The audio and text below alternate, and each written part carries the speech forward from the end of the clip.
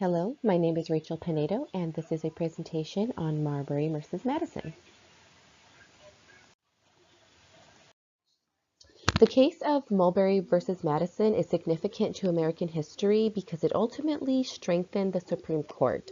The backstory behind this is John Adams. He was the president at the time, but he was not reelected. So in order to keep his party in office, he passed the Judiciary Act of 1801, which established new courts and districts, um, and it and so he appointed a bunch of judges to fulfill these positions, and William Mulberry being one of them.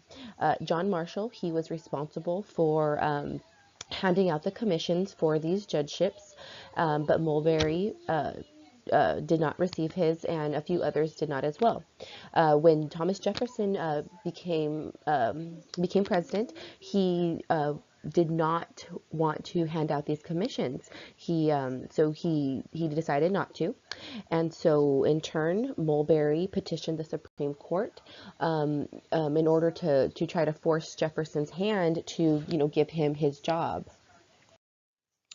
So when William Marbury took his case to the Supreme Court, again John Marshall, he was the one who was supposed to hand him his courtship or his commission, asked him to give him a writ of mandamus in order to, like I said, force Jefferson's hand to give him his job. But the Supreme Court ruled ultimately that it was unconstitutional, that Mulberry did have a right to his job, but the Supreme Court did not have a right to tell the executive office they had to hire him. And so it declared this, that it was unconstitutional, and it was an expansion of the original jurisdiction, and there was no place to rule on it ultimately. That's why this was ruled unconstitutional.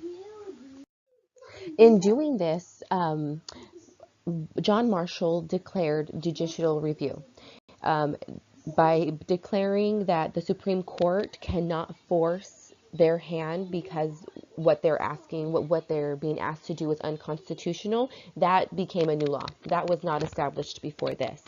So by saying we cannot do this because it's unconstitutional, gave them the right, or gave them the power to declare laws unconstitutional, and this is known as judicial review.